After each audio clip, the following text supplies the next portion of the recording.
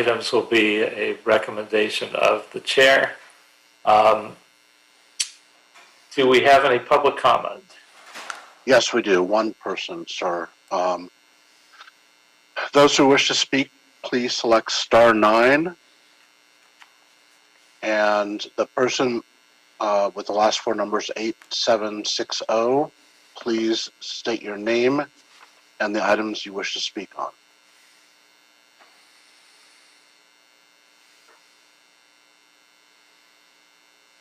They are no longer there. Hold on, let's see if they come back on.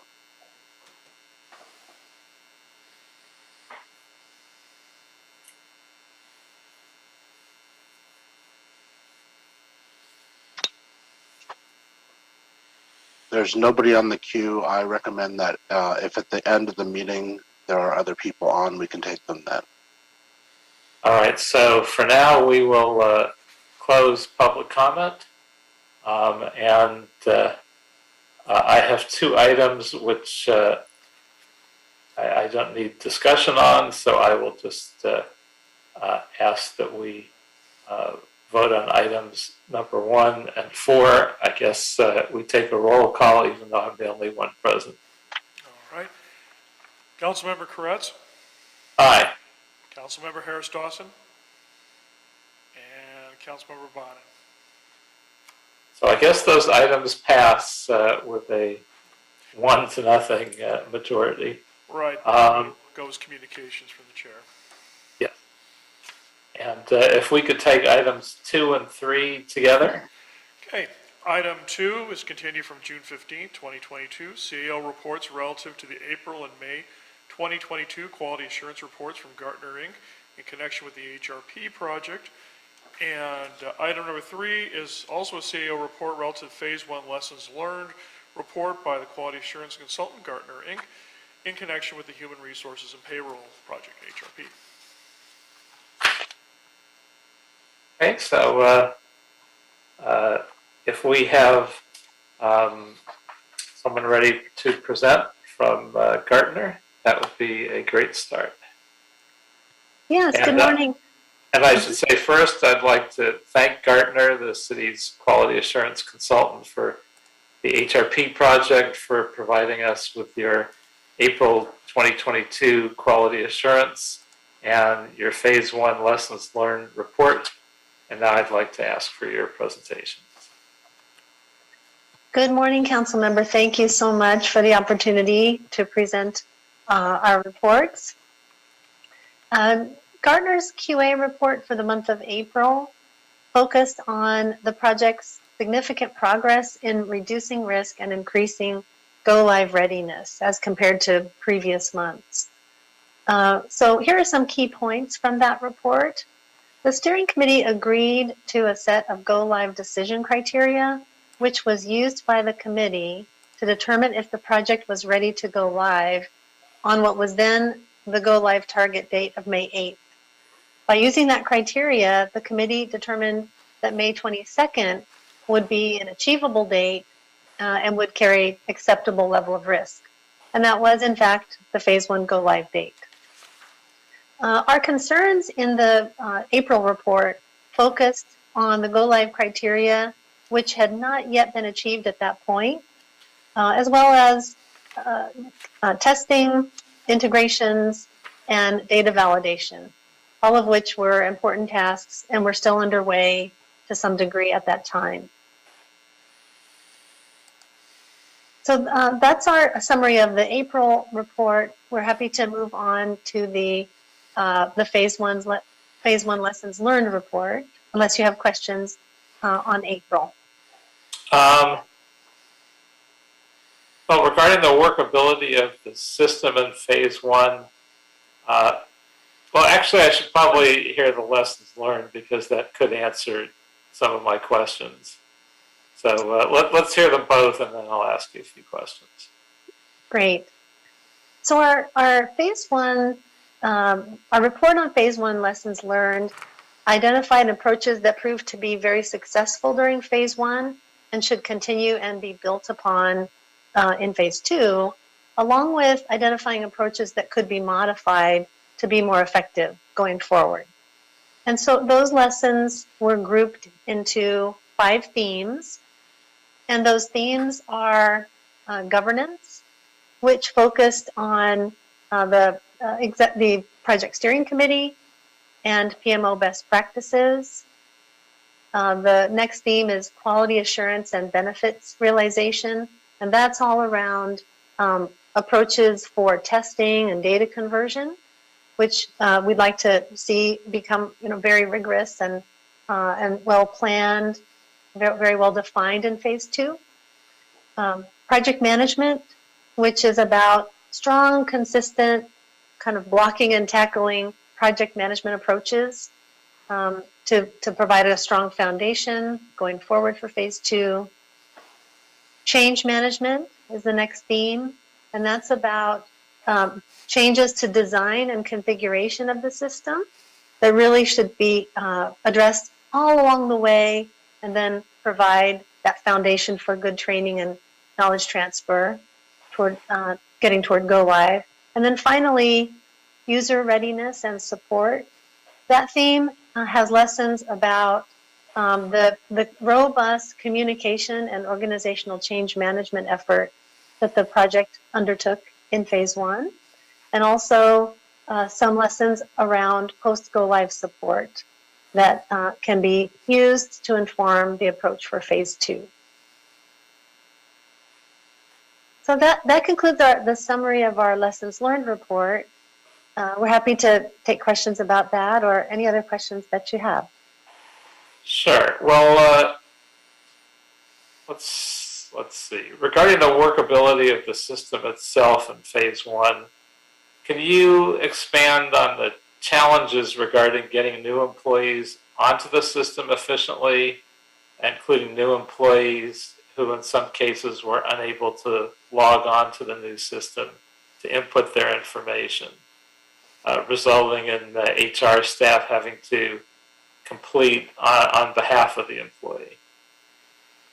Yes, we understand that some new employees have not entered their information into Workday, and we understand that some business processes are being held up at the steps that require employees to take action. We know that the HRP team has been supporting departments that are experiencing these issues, actively supporting them. It's not clear to us whether these issues stem from a lack of access to the system, so employees just can't access where they need to go, or whether it's related to the need for better support and guidance for those employees in completing those tasks.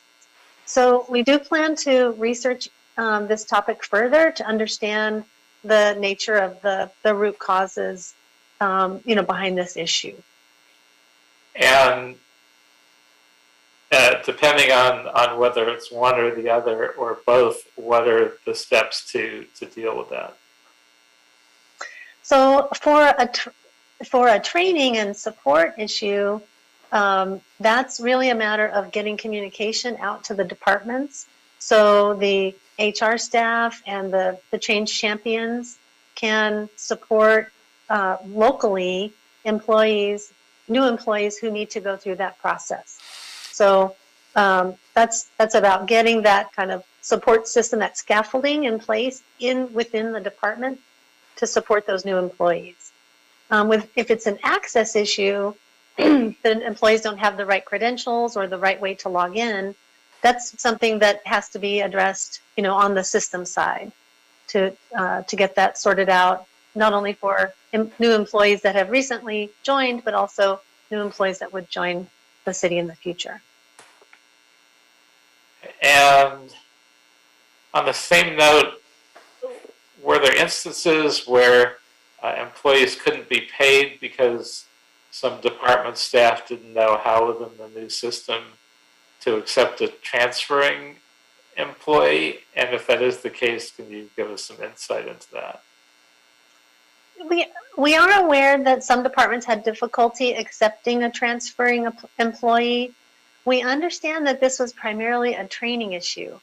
And we know that the departments that were affected by this were actively supported by the HRP project team, a lot of hands-on support. helping to confirm that the departments had actually entered all of the right data and completed all of the steps in the business process to make that transfer happen. So we understand that the departments were also given written materials such as job aids that would help them, guide those staff in completing those business processes. That's common for the HRP team to provide materials to build that capacity locally within the HR staff and the departments. So have these problems all been solved through this process, or are there still folks that are struggling with it? So this is one that we'd like to do a little more research into to understand if the instances that have occurred are resolved, and if there are any departments still with this issue outstanding. That will help us understand if it's really just a training issue and it's sorted out with those departments, or if there's some kind of a system issue or a business process issue happening that might affect additional departments in the future. And obviously, if we go live with phase 2, we have to have worked all these bugs out, or it could become the potential disaster that I've been nervous about from the beginning. Go ahead. Agreed. These things need to be worked out, and that is occurring issue by issue. And we've heard anecdotal concerns about employee benefits being adversely impacted because of the change from Pacer to Workday. Have you evaluated this issue, and can you explain these challenges? We have not heard of that. We haven't yet heard of any instances where employee benefits have been adversely impacted as a result of phase 1 go live. Benefits is part of phase 2 functionality, so it's coming, and we will be engaging with the benefits team as phase 2 gets underway. So in that engagement, we'll work to understand more about what could possibly affect employee benefits as a result of the coming phase 2 go live, and any concerns that team knows about with regard to adverse effects on benefits from phase 1. Yeah, and I don't know if we'll be able to zero in on this, but I know my staff has heard some anecdotal things, so you may want to check in with them and see if we can nail down what we're referring to. That sounds good. We will do that. We've discussed in past meetings the challenge of building and testing communication systems between Pacer and Workday, and that there need to be systems in place to catch errors in advance of paychecks being issued. Now that it's been 6 weeks since Workday went live, can you tell us if the error rate on paychecks has improved under Workday as opposed to Pacer? Yes.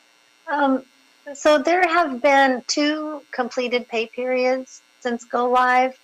Those are pay periods 24 and 25. In pay period 24, we know that there was a total of 81 overpayments and underpayments combined, which is a very small portion of the entire city payroll. That's 0.2% of the checks issued during that first payroll run had either over or underpays.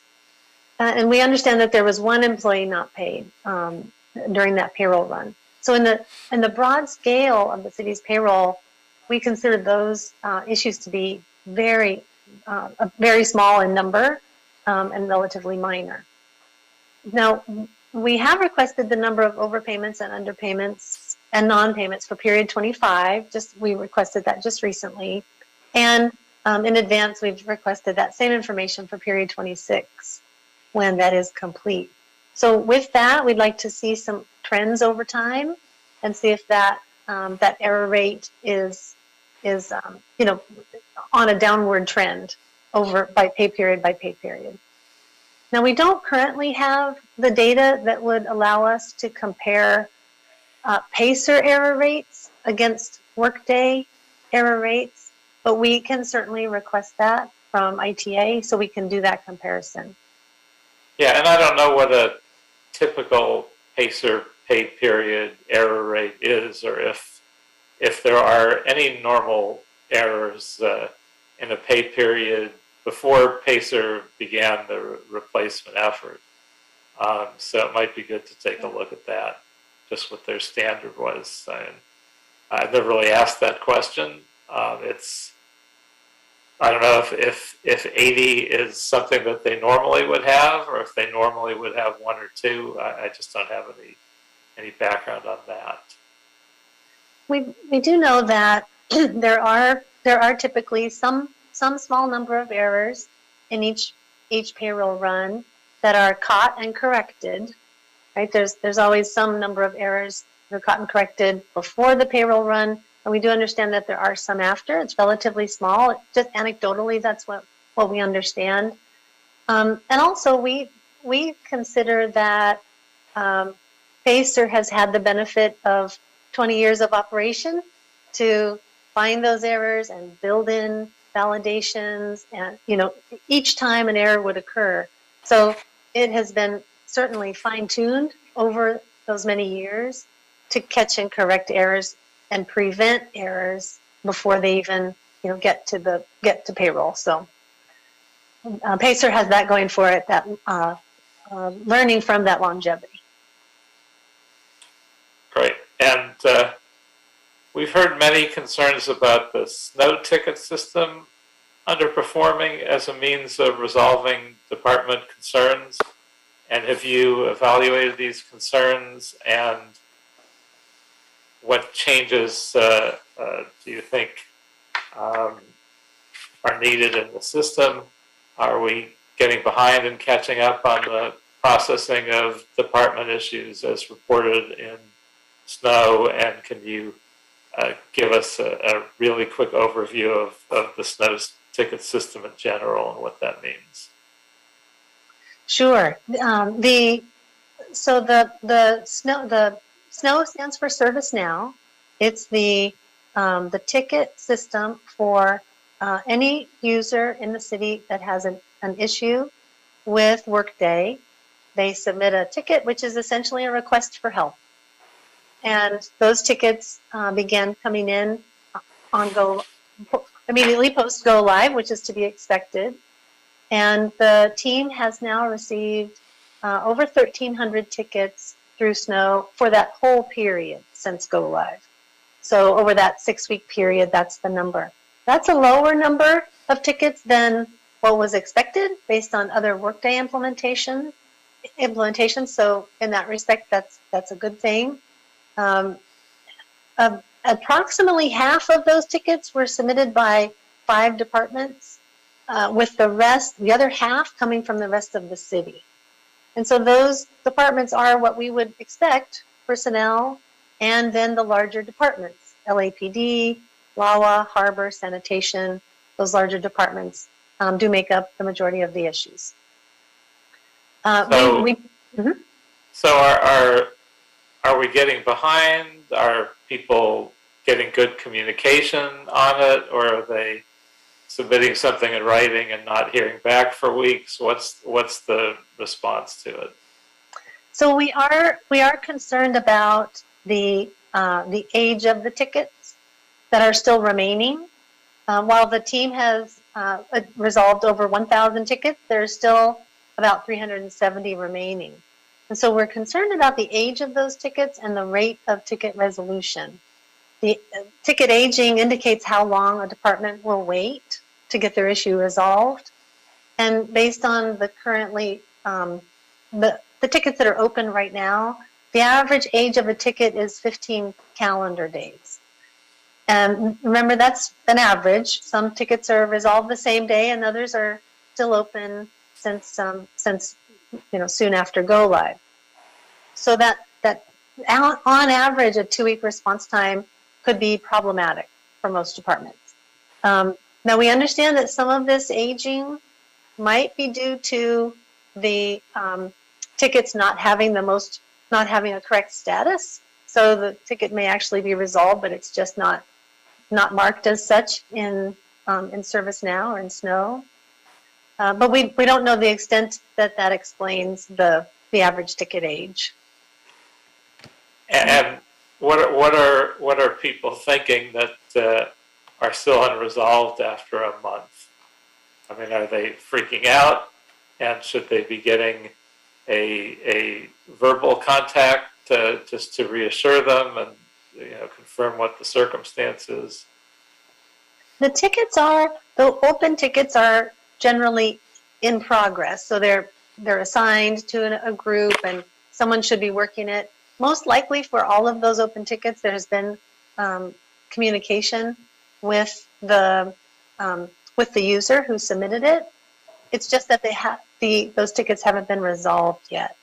So I don't think it's a matter of no communication for all that time. It's just those haven't been resolved. That is, we understand that departments are getting concerned that they have tickets that are remaining open because, of course, they need help. And so we know that the project team is providing kind of a targeted response to those departments that have a higher number of tickets, asking them to participate in a user support lab where they bring in domain experts, bring in the SMEs from different areas to focus on that department and resolve their issues holistically. So we know that's happening with a handful of departments who have identified their own backlog of tickets and asked for that kind of help. Well, that sounds like a promising approach, so that's good. I know our labor partners are a key communications link with city employees, especially during this kind of time of change. And has the city had a post-go-live briefing for labor partners on the way employees might be impacted because of unexpected issues, as well as phase 2 changes planned, or is such a meeting planned? The Gartner team isn't aware of the city's communications with labor partners about the project. ITA or the HRP steering committee would really be in the best position to provide input on that particular question. Anyone from ITA prepared to jump in on that question? Yes, good morning. Ted Ross, General Manager with the Information Technology Agency. I'm going to ask Robin Murphy, who leads the change management process with Accenture, to maybe weigh in on what some of the communications have been and what's being planned for the upcoming months. Yeah, absolutely. No, absolutely. So we have direct to labor. We never talk direct to labor. We talk to labor relations through CAO.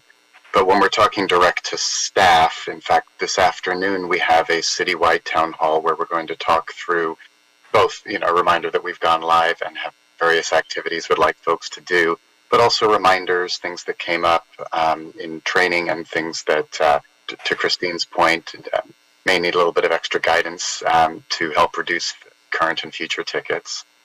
Last week we met direct with HR staff, having a town hall with all of them, and of course we meet weekly, initially bi-weekly, but now we're down to weekly as the ticket volume has reduced, with our change champions, who are our representatives out in the departments as that first line of defense for initial questions.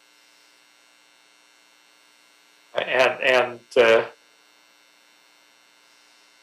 do we think that takes care adequately of making use of our labor partners as a means of communication? So are you asking in terms of our labor partners as in labor relations and labor representatives? Yeah, in terms of making sure that their members are fully participating and informed. Yes, a part of our overall communications plan has been to have regular touch points through labor relations with labor, usually apprising them of key moments in the project, such as we're going live, reminders about training, things of that nature. As we roll through the rest of hypercare and start transitioning into phase 2, we do have that in our communications plan to continue that outreach. Yeah. Okay, thank you. Appreciate it. You're very welcome. Back to our QA folks. Have you completed any one-on-one or group interviews with the personnel directors since go live with the purpose of assessing whether their teams feel adequately trained and prepared to begin using Workday? We have not, and we think that's a great idea.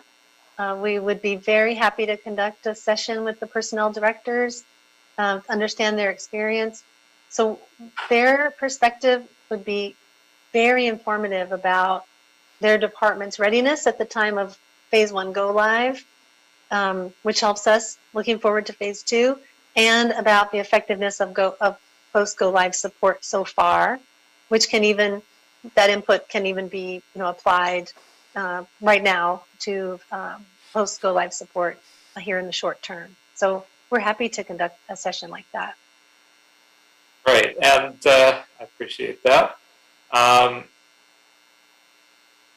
Let me go back one step and see if CAO just had a thought. If the CAO's office could also respond to my question about interacting with labor partners to get some additional communication on this project.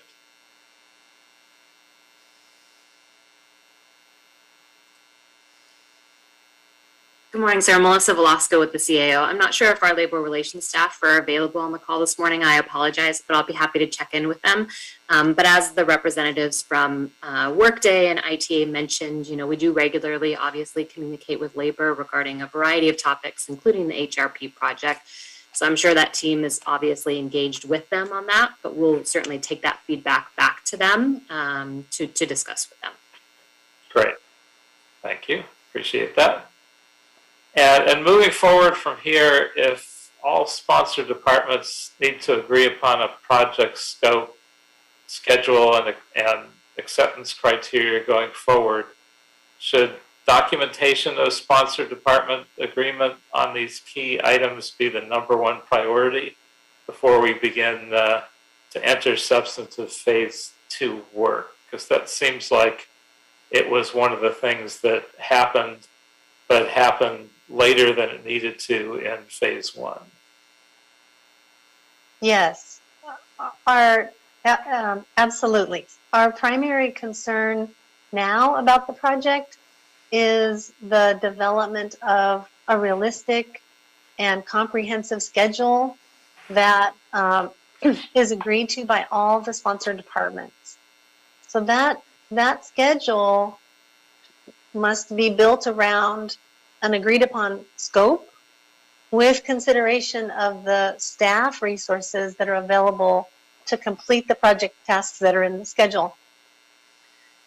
And so those things all work together and drive that ultimate completion date and go live date for phase 2. We're concerned about the schedule specifically in not only because of just the complexity of phase 2 and and the just kind of size and complexity of that work, but also because of the continued need for the team to support city departments with their phase 1 activities. There's some competing demands there. So we know that this support is actively underway. There is a backlog of tickets that the team is working away at to get that backlog down. And we know that hypercare support from Workday will end on July 15th. What that means is that the Workday resources that have been applied since go live will start to decrease on July 15th. That increases the pressure on city resources to provide any of that remaining phase 1 support. So that demand that's on city resources for continued phase 1 support should be considered when determining the durations of the schedule for phase 2. And do we have the resources necessary to pick that up as they sort of phase out July 15th? Will we be okay with that happening? or do we need a little longer assistance from them? What do you think of the circumstance we find ourselves in? Well, um, the existing resources are skilled and productive, and they're doing a great job with that support. They're also fully busy with it. So if that team needs to take on more, so take on any portion that Workday was previously providing, that's just more of their time that won't be applied to phase 2.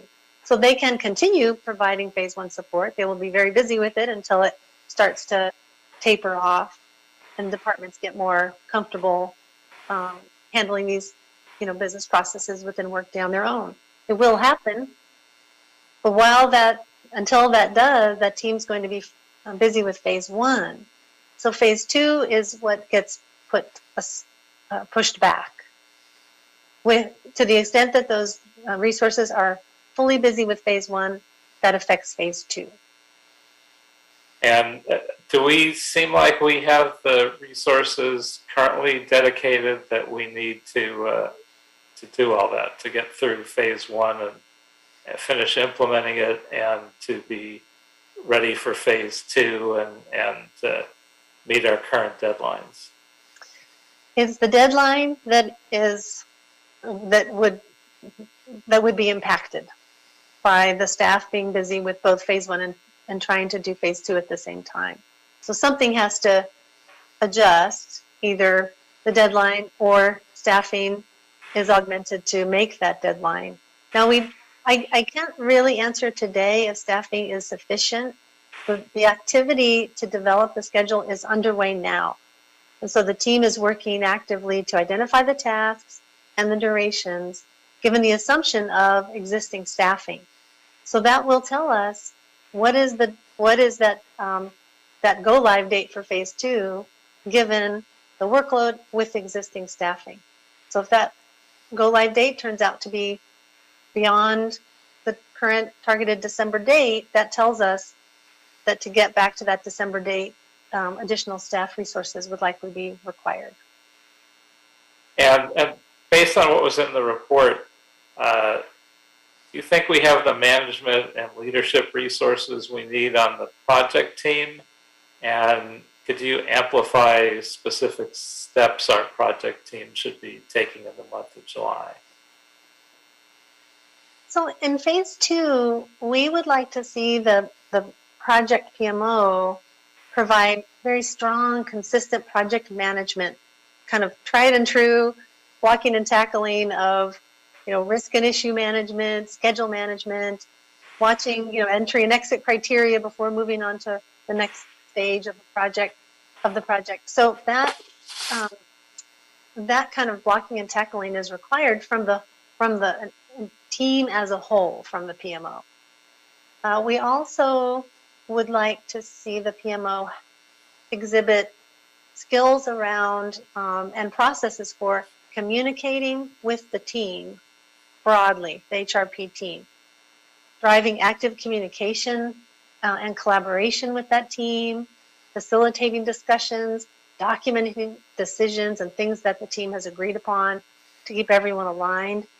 Essentially, these things go to create a collaborative environment within the project. So the current PMO is a small set of folks, and we think that team as a whole would benefit from growing these kinds of skills, whether that's through growing these skills in existing team members or through acquisition of additional skilled resources. And let me ask you one final question. If I ask you to step back and give us a 30,000-foot perspective, with respect to our overall position on phase 1, how would you evaluate our status as of today? And for phase 2, how would you evaluate our readiness to proceed with a successful launch of phase 2? So phase 1 user support is still heavily underway, and with an emphasis on, as I said, really, providing good holistic support to those departments that have a higher number of issues, and working on that backlog to get that backlog reduced. The team is still working through and finding and resolving issues around Integration 5000. So I would characterize phase one as still in the process of stabilizing phase one operations, even post go live, but that work is still actively underway.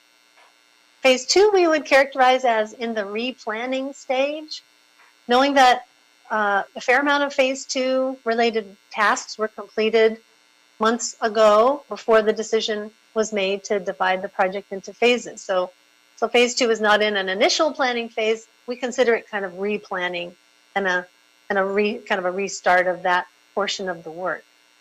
So right now, it's challenging for the team to turn its focus to phase two to a significant degree because of the continued demands of phase one. So the team is starting at the right place on phase two, working on the schedule. That's definitely where they should begin to get that agreed upon schedule that's realistic, and get a final a good agreed upon start date. It's just a challenge for the team to start moving that direction and executing those tasks when phase one is still so active. Well, thank you, and I please accept my thanks for answering all these questions. Given the important point we're at on this project, I felt they were necessary and very enlightening. So I have a couple recommendations for items 2 and 3. Item number 2, I would recommend that we note and file the report. And for item 3, I have the following recommendations. 1, note and file the report.